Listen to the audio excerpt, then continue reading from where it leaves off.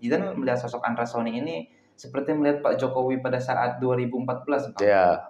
Beliau ini bukan anak dari siapa-siapa, beliau ini hanya anak petani yang mungkin dulu juga beliau pernah cerita pernah jadi imigran gelap di Malaysia karena bapaknya petani sawit, Bang. Oke. Bang Andra ini bapaknya petani sawit, dan itu hari ini ketika kita melihat pemimpin rasanya kan banyak ya permasalahan yang merasakan itu ya. Andra Soni pernah merasakan itu gitu loh. Yeah. Dia bukan anak dari elit politik, tapi dia bisa survive. Dengan hari ini banyak yang percaya bahwa dia dicalonkan sebagai gubernur Banten.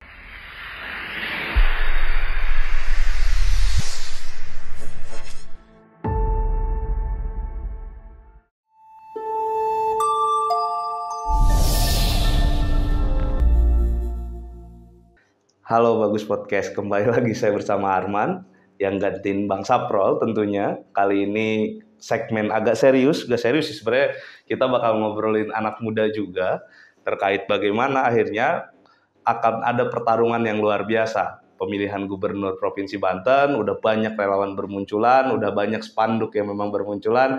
Ini yang menjadi titik menarik. Kenapa gak Bang Saprol? Ini berkaitan dengan tamu. Ini berkaitan soal segmen, dan ini berkaitan soal umur. Jadi tamu kita hari ini, tentu kita kedatangan dari relawan Pak Andra Soni, milenial Pak Andra Soni, ini luar biasa, mantan presiden mahasiswa, mantan aktivis tentunya. Saya kira beberapa tahun yang lalu, Bung Jidan, Adinda Jidan, gue sering bilang dia Bung Jidan, ini berhadapan langsung dengan Pak Andra Soni tentunya, beliau sebagai ketua DPRD dan Bung Jidan ini sebagai aktivis mahasiswa. Tapi sekarang nyatu, ini yang bakal kita jadi serius. Apakah bicara milenial menjadi satu segmen yang memang paling menarik dalam pemilihan Pilgub ini? Kita tidak lupa 40% DPT 2024 ini berkaitan dengan milenial. Saya sapa dulu tamu kita pada hari ini, Bagus Podcast. Selamat siang. Bung Jidan, Adinda, paten betul ini. Ini barang paten tentunya. Kalau kita ngobrol terkait bagaimana milenial, inilah jagonya. Udah saya kenal, udah lama kita kenal ya. Akhirnya Jidan biasanya podcast sebagai mahasiswa, presiden mahasiswa di Paletehan, sekarang sebagai ketua relawan. Yang kita pengen tahu sebenarnya, gimana sih dan relawan di anak muda? Soalnya di Pilpres emang banyak kan? Iya. Di Pilpres banyak relawan anak muda, ada misalkan di di Prabowo Gibran juga segmennya ada Komandan Fanta, di Ganjar ada OMG. Kalau kita mengaca pada Pilpres, di Anies juga ada, begitu gerakan milenial begitu digelorakan. Nah, bagaimana sebenarnya segmen milenial ini bisa berperan lebih aktif kalau Pilpres kelihatan segmennya karena seluruh Indonesia? Kalau di Provinsi Banten kayak gimana akhirnya bermain perannya? Sebenarnya kenapa hari ini lahir ya Bang, itikat-itikat kita untuk membangun relawan milenial, terlepas dari hari ini Jidan yang dulunya mungkin lahir sebagai aktivis, jadi mahasiswa juga melihat hari ini kondisi Banten, permasalahan Banten ini, ya secara langsung kan tindak tanduk kita itu diatur sama politik gitu loh Bang. Yeah. Dengan kita yang per hari ini update politik, rasanya kita, oh ini masalahnya ini nih. Terus anak muda menaruh harapan ke siapa? Pada akhirnya kan kita selektif dalam memilih pemimpin. Pada akhirnya kita melihat siapa pemimpin yang ideal untuk membangun Banten dan membawa isu-isu anak muda. Jadi itulah kenapa awalnya saya khususnya banyak bangun komunikasi dengan Pak Andra, dengan calon-calon lain. Saya melihat kalau hari ini anak muda itu harus melek politik, Bang. Iya, betul. Kan karena yang tadi saya bilang, tindak tanduk kita ya diatur sama kebijakan politik, sama pengaruh politik. Bukan lagi berbicara tentang kita ketika udah jadi beres aktivis mencari politik pragmatis, bukan seperti itu Bang. Tapi secara langsung pemikiran kita bisa kita distribusikan terhadap orang-orang yang punya kewenangan politik yang pada akhirnya gitu Bang. Itu sih yang menurut kita itikat daripada relawan milenial ini. Dan kenapa harus milenial Andra Soni? Jidan sendiri melihat Bapak Andra Soni ini semasa pada saat Jidan jadi presiden mahasiswa, pada aktivis, Jidan kenal betul bagaimana beliau menerima kami, bagaimana beliau berinteraksi dengan kami. Dan Jidan melihat sosok Andra Soni ini seperti melihat Pak Jokowi pada saat 2014. Beliau ini bukan anak dari siapa-siapa, beliau ini hanya anak petani yang mungkin dulu juga beliau pernah cerita pernah jadi imigran gelap di Malaysia karena bapaknya petani sawit Bang. Oke. Bang Andra ini bapaknya petani sawit, dan itu apa ya? Hari ini ketika kita melihat pemimpin, rasanya kan banyak ya permasalahan-permasalahan yang merasakan itu ya. Anderson ini pernah merasakan itu gitu loh. Iya. Dia bukan anak dari elit politik, tapi dia bisa survive. Dengan Oke. hari ini banyak yang percaya bahwa dia dicalonkan sebagai gubernur Banten. Ya, betul.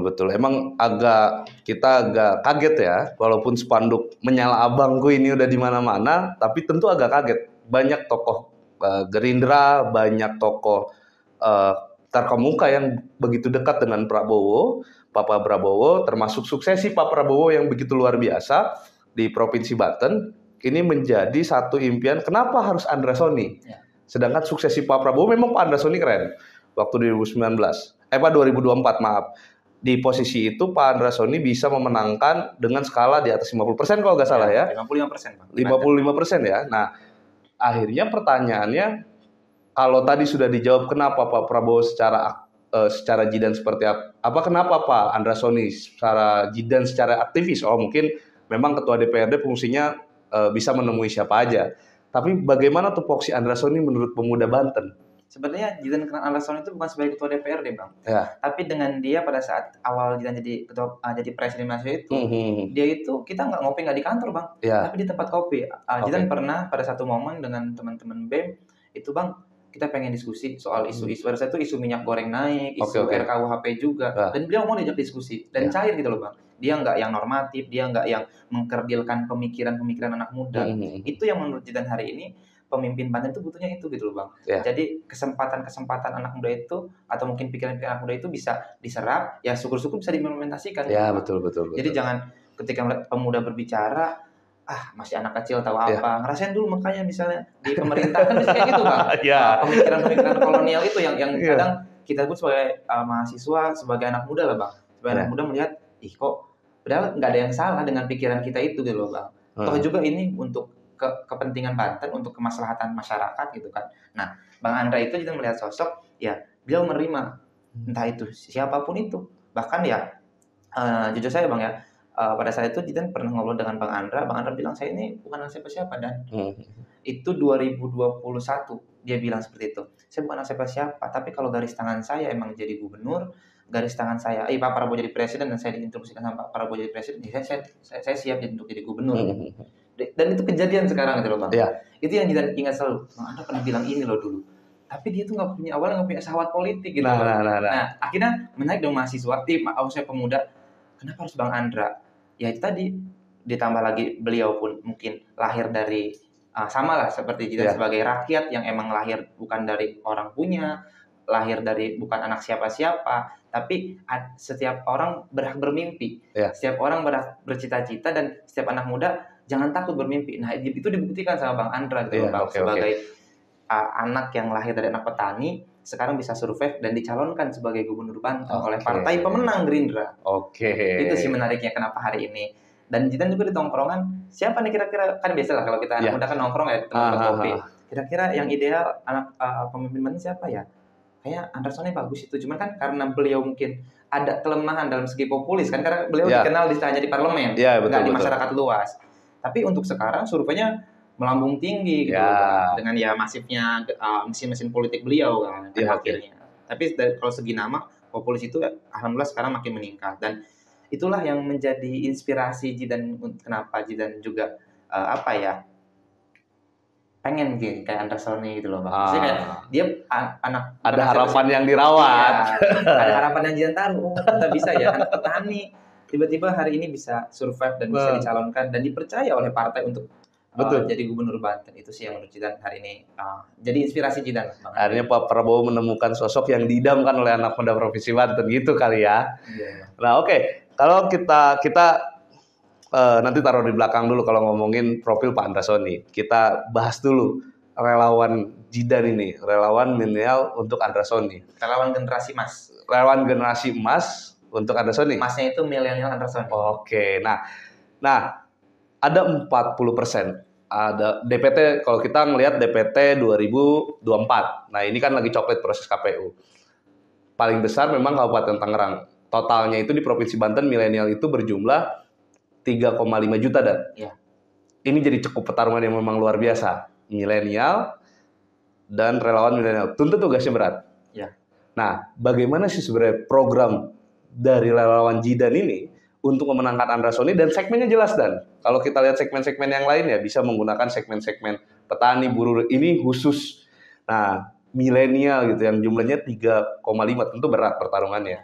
Nah, akhirnya apa yang diunggulkan oleh relawan Jidan untuk terus, karena kita tahu popularitas Pak Andra Sony terus menaik dengan banyaknya relawan dan lain-lain, tentu anak muda menjadi segmen yang paling menarik buat Pak Andra Sony. Apa program unggulan dari relawan Jidan ini? Oke, sebenarnya kalau misalnya kenapa hari ini milenial Andra Sony menjadi target utama, Bang? Karena emang target pemenangan Bang Andra ini ada di 60% milenial yang tadi itu, milenial dan Gen Z. Ya. Sekarang 60%, kenapa 60%? Ya, karena itu menjadi pertarungan yang sengit. Nah, dari semua calon, dia bukan bukan resistensi atau mungkin melihat calon-calon yang lain tidak melebur dengan milenial, bukan itu, Bang. Tapi per hari ini isu-isu milenial, isu-isu atau mungkin komunitas-komunitas itu yang merangkul Andra Sony, Bang. Oke. Dan beliau menurutnya menjadi simbol, Bang, menjadi simbol anak muda yang akhirnya dimunculkan gitu loh, Bang, di salah satu calon gubernur Banten ini. Jadi senangnya dengan Bang Andra ini, beliau diajak diskusi soal apapun dia cair, Bang. Dia paham. Dia soal milenial, apalagi kan permasalahan milenial sekarang banyak, Bang. Dari lapangan pekerjaan. Jelas itu. Iya kan, bahkan permasalahan yang dulu dan permasalahan sekarang. Kan kalau permasalahan dulu Banten itu milenial nggak punya pekerjaan, miskin, stunting dan lain-lain. Andra Sony itu bisa diskusi soal itu. Sekarang masalah yang baru, milenial itu terjebak dengan judi online biasanya itu, Bang. Itu Bang Andra itu sempat mengkampanyekan itu bakal membuat mental daripada anak muda itu menjadi mental block gitu loh. Dan pada akhirnya berharap sama Zeus yang kayak gitu loh, Bang. Kan itu menaruh harapan juga, bukan? Iya, dan itu kan per hari ini pemimpin Banten itu harus melihat gitu loh. Muncul masalah-masalah baru ini seperti judi online yang kayak gitu kan, itu berdampak ya terhadap ekonomi maupun psikologis masyarakat, khususnya anak muda. Nah, kenapa Jidan hari ini ada di milenial dan membuat program-program yang berpengaruh terhadap efek elektoralnya Bang Andra? Karena itu tadi, Jidan pengen mengkampanyekan apa yang menjadi problem anak muda itu, ya Bang Andra bisa menjadi solusi itu. Bang Andra bisa menawarkan solusi itu. Itu sih, Bang. Kenapa hari ini dan membuat itu. Nah, apa program andalan? Kita balik lagi, Dan. Apa program andalan dari relawan Jidan ini? Program Emas ini. Jadi program andalannya, rencana Jidan mau buat satu desa satu relawan. Kan ada 1.512 desa kalau nggak salah. Itu insya Allah kita setiap desa satu relawan. Dan satu relawan itu dia akan membebani minimal per hari 10 rumah. Nah, hitung per bulannya udah 30 rumah. Satu rumah aja udah ada, misalnya database kita minimal satu rumah ada 3 orang aja. Bapak, ibu, anak. Yang misalnya udah pemilih gitu. Dan itu bisa menjadi database kita sambil mengkampanyekan siapa Andra Sony, sosok Andra Sony. Itu sih, Bang. Jadi kalau program-program pasca penetapan kita bakal fokus terhadap data anak muda, data pemilih. Tapi kalau sekarang sebelum penetapan di KPU, kami coba membranding Bang Andra kalau beliau ini sosok yang inspiratif, sosok yang emang lahir daripada rahim rakyat itu sendiri gitu. Itu sih, Bang, yang per hari ini kalau PR kita sebagai milenial ya mengenalkan Bang Andra ini ke tengah-tengah milenial, Bang.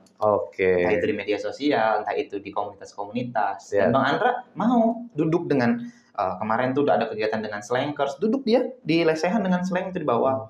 Belum lagi dengan petani. Saya lihat langsung Bang Andra turun, bahasa Sundanya apa ya? Ngoyos ya. Turun langsung ke sawah untuk memaparkan, petani itu harus kayak gini, dan program itu yang digaungkan oleh Bang Andra. Nah, kita coba mengadopsikan gimana caranya kita mengemas dalam bentuk milenial. Berarti kalau misalkan kita lihat Bang Andra ini udah anak muda banget, tinggal bagaimana mengemasnya lewat relawan emas ini. Nah, konstruksinya gini, Dan ini agak serius kalau ngomongin pilgub karena penentu masa depan, dan kita juga kan harus merawat harapan, harapan hidup, harapan bahagia. Terkait isu Banten ini adalah provinsi paling tidak bahagia, itu kayaknya sih di agenda-agenda anak muda kan. Benar. Banten nggak bahagia. Nah, konsensusnya gini, kalau misalkan kita berbicara terkait bagaimana sistematika pemenangan Pak Andra, pasti harus ada skala isu yang dibawa. Tadi Jidan bedah terkait isu, di mana sih isu masalah lama. Nah, sekarang kan banyak isu baru, kekerasan seksual di Provinsi Banten.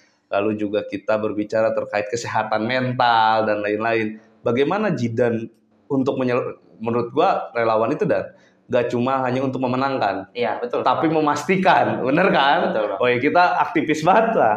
Kita ini posisi sekarang gua aktivis banget nih kalau ngobrol sama Jidan ini nih. Gila men, dia mantan aktivis, gua mantan aktivis, kita harus banyak ngobrol terkait udahlah politik gimmick itu udahlah Ya, gitu. kita udah muak dengan itu, Bang. Iya, nah akhirnya bagaimana penitipan skala isu terkait itu? Bagaimana akhirnya relawan emas ini bisa merawat dan menjaga terkait isu-isu baru yang sekarang muncul, kekerasan seksual, Disabilitas juga. disabilitas mental. Bagaimana Jidan menjaga harapan anak muda terkait isu itu ke Pak Andra? Ya, sebenarnya Jidan sering sounding ya apa yang menjadi isu terupdate hari ini ke timnya Bang Andra, ke Bang Andra, atau bahkan tim-timnya konsultan politiknya Bang Andra. Per hari ini isu-isu anak muda itu sebenarnya sudah dilakukan pada saat Bang Andra menjadi ketua DPRD, Bang. Ya. Contohnya beliau sering hadir di setiap kegiatan-kegiatan komunitas disabilitas. Itu beliau hadir dan mengkampanyekan langsung gitu loh. Kalau disabilitas ini jangan dianggap beda dengan kita sama ratakan. Iya. Cuman apa ya, bebannya aja, beban kerjanya aja yang mungkin dibedakan. Nah itu sih yang menurut Jidan, Bang Andra itu sering hadir di komunitas-komunitas yang pada akhirnya kita ketika bawa Bang Andra ke setiap komunitas, beliau itu udah tinggal melebur gitu, Bang. Nggak harus lagi, ya itulah disebut kecerdasan adaptif dalam politisi, Bang. Dan Bang Andra ada dalam situasi itu. Jadi ketika dibawa kemana aja, beliau melebur. Dibawa ke petani, dia jadi petani. Dibawa ke mahasiswa, dia jadi mahasiswa. Dibawa ke ke slang itu, dia ikutan nyanyi. Akhirnya semua orang ke-trigger. Ini. Kalau diajak nyanyi NDX bisa nggak Bang? Kata dia, saya itu sebenarnya suka nyanyi, tapi nggak bisa ketukannya aja. Itu saya dengar langsung kemarin di slang itu. Cuman kata dia saya seneng dengan komunitas-komunitas nyanyi kayak gitu. Nah, akhirnya saya melihat sini, Bang Andra ini bukan bisa jadi apa aja, tapi dia bisa melebur dan bisa menyesuaikan dengan kondisi apa aja. Nah, karena apa? Karena dia lahir dari rakyat itu sendiri, Bang. Dia pernah merasakan itu sendiri gitu loh. Misalnya soal kesehatan, layanan kesehatan jauh, dia pernah ditinggal di ujung perbatasan antara kampung dia dengan Malaysia. Itu kenapa dia bisa jadi migran gelap itu kan? Dan itu sih menurut saya Bang Andra karena merasakan jauh dari layanan kesehatan, misalnya di sekitarnya banyak yang stunting gitu kan, terus juga belum lagi pembangunan yang nggak signifikan. Bang Andra pernah merasakan itu. Dan ketika beliau jadi harapan kita ya sebagai anak muda, ketika beliau jadi pemimpin, ketika beliau jadi gubernur, ya beliau akan ingat itu karena beliau pernah merasakan gitu loh, Bang. Kan susah ketika kita bicara, saya akan mensejahterakan masyarakat yang kelaparan, dianya belum pernah kelaparan lah, Bang. Kan itu kita bingung kan? Tapi kalau Bang Andra, dia pernah kelaparan, dia pernah sengsara di negeri orang gitu loh. Dan pada akhirnya di situ yang saya titik balik Bang Andra hari ini adalah ya dia harus berkaca dengan masa lalunya dan mengaplikasikannya karena beliau sekarang punya kewenangan dalam hal itu, dalam hal mengatur rencana peraturan dan karena jadi ketua DPRD lah, Bang. Jadi di situ dia punya lahan atau mungkin lahan pengabdian dia untuk mengaplikasikan apa yang menjadi keresahan, apa yang menjadi permasalahan di masyarakat itu sendiri. Dan gini, Dan ini agak sensitif Dan ya. Siap, Bang. Banyak pilihan calon gubernur. Oh ya, ada Bu Airin, referensi, tapi bukan hanya Pak Andra karena ini yang ketua TKD kemarin yang memenangkan Prabowo itu ada Bu Airin, ada Pak Haji Ade, ada Pak Arif, ada Pak Rano, dan semuanya bisa mewakilkan milenial. Segmen pertarungannya banyak nih, milenial ini banyak nih. Kenapa harus Pak Andra? Itu yang jadi pertanyaan gue. Kenapa Jidan pilih Pak Andra? Bukan masalah milenial, tapi kenapa Pak Jidan pilih Pak Andra? Iya, Bang. Sejauh ini ya, Jidan salut dengan Ibu Airin yang hari ini menjadi tokoh politik perempuan, Bang. Di nasional maupun di Provinsi Banten. Walaupun di Banten udah pernah ada. Gubernur pertama Provinsi Banten perempuan. Tapi terus gubernur perempuan pertama di Indonesia itu di Provinsi Banten. Terus Pak Rano dengan beliau pernah menjadi gubernur Banten pun rasanya emang ada track record itu. Belum lagi ada nama Ade Sumardi juga dalam satu partai, itu juga mungkin dekat dengan milenial. Milenial santri banget kan. Iya, santri banget. Terus ada Bu Iti, ada Bunda Reka dan ada Arif. Dan kalau Bu Iti live tuh milenial banyak banget yang komen live-nya padahal jam 12 malam itu. Jidan yakin semua calon itu adalah kader-kader terbaik partai, Bang, yang disiapkan oleh partai. Cuman tinggal bagaimana kan isu anak muda, siapa sih yang bakal mengakomodir isu kita? Siapa sih yang kiranya bisa kita menaruh harapan isu anak muda itu di tangan siapa? Nah, jatuhannya kenapa Bang Andra Soni ya karena Jidan tadi mengenal sosok beliau gitu loh. Mungkin Jidan tahu Ibu Airin, tahu Pak Rano Karno, tapi Jidan belum mengenal secara intim sosok beliau-beliau ini. Tapi soal Bang Andra kan karena sering diskusi, karena Jidan cara berpikirnya dia paham gitu kan, terus rasanya ya kayak anak muda atau mungkin Jidan dan teman-teman kayaknya kita ada di sini deh menaruh harapannya. Itu sih ini soal selera aja sih Bang. Tapi Jidan nggak punya resistensi atau sentimental ke calon-calon lain. Jidan yakin Airin adalah kader yang bagus, yang hebat itu kan karena dia dari perempuan dan bisa mengkampanyekan beberapa isu. Parano juga dengan histori dia jadi gubernur, jadi DPR RI dan ini banyak lah. Tapi per hari ini kenapa sosok baru yang kita lahirkan, karena itu harapan anak muda ada di Jidan menaruh harapan ke Bang Andra karena dia tahu sosok beliau, dan syukur alhamdulillahnya sekarang partai banyak yang dukung dia Bang. Ini kan sesuatu yang besar, dia bukan petahana, dia pendatang baru dalam pilkada ya. Dalam Korea lah ya. Dalam kontestasi pilkada. Bang Andra ini Korea yang menggeliat lah. Iya, dia pendatang baru, tapi dengan dukungan partai yang kemarin mungkin Abang lihat di berita, Jidan geleng-geleng kepala juga Bang. Maksudnya sosok Bang Andra gitu kan. Kenapa enggak Airin, kenapa enggak Rano Karno? Ya itu tadi Bang. Karena Bang Andra bisa melebur kepada semuanya. Akhirnya itu sih yang menurut kenapa hari ini Bang Andra menjadi epicentrum aja Bang. Oke, ini agak masuk ke dalam menarik. Bagus jawabannya Jidan Bang, aman terus dia. Nah, ya kita balik lagi Dan. Kalau kenapa Pak Andra Soni sudah dijawab, maka kita posisikan diri kita sebagai aktivis. Ya, siap. Tiap tahun Dan, relawan anak muda yang berbasis aktivis itu bermunculan. Pastinya Bang. 2014 banyak tuh relawan-relawan mantan aktivis 98 maupun aktivis-aktivis baru. 2024 juga gitu. Begitupun Pilgub 2017 dan yang sekarang. Apa garansinya supaya kita gak turun ke jalan lagi saat Pak Andra Soni yang terpilih Dan? Sebenarnya kalau aktivis dan anak muda ini Bang, kenapa hari ini kita kenapa harus politik terus, kenapa nggak bahas isu lain? Karena sebenarnya naluri aja Bang. Kita kan biasanya diskusi itu semasa aktivis selalu diskusi soal isu yang dipengaruhi oleh politik kan. Pada akhirnya bermuaranya aksi. Nah, kenapa nanti ketika Bang Andra nyalon, alasan apa kita supaya nggak turun ke jalan lagi? Saya rasa Bang Andra ketika kita turun ke jalan, dia pasti orang yang bakal nerima. Karena itu pernah terjadi pada saat dia jadi ketua DPRD Banten Bang. Dan itu saya pun pernah menjadi saksi langsung kan. Saya aksi Bang Andra hadir dan naik ke atas mokom pada saat itu. Dan dia memberikan langsung jawaban-jawaban itu yang bisa dia jawab. Karena kan itu pada saat itu dia berbicara minyak goreng. Dia bilang ini akan saya sampaikan ke pimpinan saya di partai yang ada di DPR RI. Dan itu dia sampaikan dengan berbentuk fakta integritas Bang. Dan pada akhirnya histori itu kan yang pernah kita ingat dalam pikiran kita. Kalau bahwasanya ketika emang Bang Andra terpilih menjadi gubernur dan beliau bisa ada sesuatu hal yang menjadi permasalahan di Banten, apakah anak muda atau kita turun lagi ke jalan? Ya, saya rasa kita harus turun ke jalan Bang untuk mengingatkan. Untuk mengingatkan Bang Andra ya, dulu Bang Andra pernah nerima kita loh. Dan dia bisa ngejawab itu semua. Nah, sekarang ya berhak dong, karena Jidan sekarang menaruh harapan, terus misalnya harapannya sirna atau harapannya tidak dikabulkan ya, lebih ke tidak diaplikasikan dan menjadi masalah baru di Banten, wajar dong kita sebagai yang mempunyai harapan, yang menaruh harapan untuk mengingatkan kembali, dan itu Jidan akan lakukan gitu loh. Kita ya khususnya anak muda gitu loh Bang. Kayak gitu sih. Jadi saya rasa itu jangan sampai menutup ruang-ruang demokrasi kita Bang sebagai anak muda. Pikiran-pikiran kita itu jangan sampai dikerdilkan, jangan sampai kaplingkan lah. Jadi lebih ya kalau misalnya kita punya visi, punya pikiran, punya gagasan atau mungkin punya isu yang dibawa, ya kita harus sampaikan ke Bang Andra, Bang. Abang sekarang sebagai gubernur harus seperti ini. Ya walaupun ibaratnya nggak semuanya dia implementasiin, karena dia harus mengerucut pada apa yang menjadi RPJMD dia, apa yang menjadi program kerja dia, dan berbasis anggaran gitu kan Bang. Nah itu sih yang ketika emang nanti jadi gubernur. Cuman kan pertarungan masih pertarungan pilkada Bang. Kalau misalnya kita bicara Bang Andra jadi gubernur, ya itu masih dinamis lah kan. Kita masih harus bertarung dulu. Tapi pada prinsipnya kami sebagai anak muda, kami percaya bahwasanya Bang Andra akan menerima ruang-ruang demokrasi itu Bang.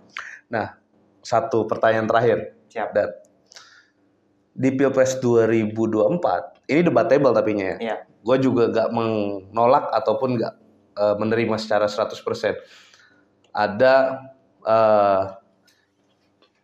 skema popularitas yang memang dengan gempuran untuk meraup suara anak muda di Pilpres Ya, 2024. Kita belajar terkait tagline gemoy, ya itu kreativitas tim lah, gua menghargai itu.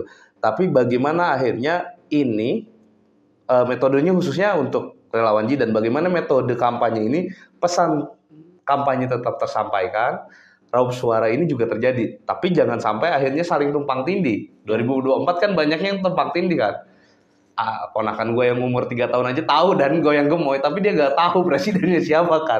Dan dia juga gak tahu visi misi presidennya itu apa. Walaupun dia gak nyoblos, mereka penting-penting amat. Itu lebih ke trigger karena suasana aja, Bang. Nah akhirnya bagaimana relawan emas ini dan untuk menjaga pesannya, menjaga ya anak muda harus menjadi segmen pemilih rasional kan, bukan hanya emosional. Nah, tetap menjaga stabilan itu. Sebenarnya kalau Jidan yang kemarin ngobrol dengan Bang Andra, kalau Bang Andra ini Bang orangnya nggak mau juga dia Bang dibuat gimmick-gimmick seperti itu. Nggak mau joget-joget ya, kayak Pak Prabowo. Jadi dia itu lebih ke malah nantangin Bang. Dia tuh pengen natural semuanya. Dia turun ke sawah itu bukan dia gimmick Bang. Dia itu natural, dia pengen turun langsung, langsung nanam padi itu. Kirain bakal joget-joget juga. Nah, itu yang saya dari Bang Andra. Terus kemarin saya tuh nggak mau, dan bahkan kalau misalnya debat visi calon atau saya dikulitin depan mahasiswa, saya siap tanpa teks ya. Saya tanpa teks dalam arti tanpa di briefing, saya datang, saya hadir, saya siap dikulitin sama mahasiswa. Saya siap dikulitin sama anak muda, dikulitin dalam arti ditanya visi misinya apa aja. Berarti Bang Andra siap menjadikan kampus ini ruang demokratis untuk menghadapi visi misi. Dan dia menantang itu. Saya senang seperti itu. Jadi lebih ke dia siap dengan skema dan medan apapun gitu loh pada akhirnya. Itu yang menurut kita anak muda harus punya semangat seperti itu kan. Ya yang tadi Abang bilang, Korea ini kan harus punya pride yang jauh lebih besar. Selain galah yang lebih besar. yang penting berjuang dan usaha dulu Bang. Yakin usaha sampai dan. Kalau soal itu kan soal garis tangan Bang. Kalau jadi gubernur, yang penting gagasan, terus juga kampanye-kampanye yang dia bawa, isu-isu itu tersampaikan terhadap masyarakat dan masif di masyarakat. Setidaknya itu menjadi investasi politiknya Bang Andra. Mungkin kalau tidak terpilih ya, skema terburuknya tidak terpilih, di tahun berikutnya, di periode berikutnya ya bisa jadi Bang Andra punya narasi yang bagus dan punya opini yang bagus terhadap Provinsi Banten ini. Apalagi beliau masih menjabat juga kan nanti jadi DPRD. Oke Sobat Bagus, ini sudah punya jaminan konkret, jaminan tebal bagaimana aktivis bisa terakomodir lah gagasannya, jangan orangnya aja kan tapi gagasannya juga terakomodir. Bagaimana udah dijawab juga sama Jidan kenapa milenial harus deklarasi untuk Pak Andra Soni. Ada garansi yang terjaga, Pak Andra Soni ini Korea yang memang siap melenting, dan juga hal ini menjadi penting buat kita anak muda terkait skala isu prioritas yang memang tadi sudah disampaikan. Mungkin ini bukan podcast yang sekali, waktunya terbatas. Kita lihat pertarungan Jidan, nanti kita lihat juga belum ada lawannya ini, dan belum ada lawannya ini Pak Andra, belum ada partai yang deklarasi lagi untuk calon gubernur. Mungkin Sobat Bagus, nanti kita akan pertemukan Jidan dengan lawan yang tepat dan lawan yang pas. Semoga aktivis juga yang muncul. Kita buat segmen lain. Mungkin untuk hari ini kita cukupkan saja. Saya Arman Maulana Rahman izin pamit. Assalamualaikum warahmatullahi wabarakatuh.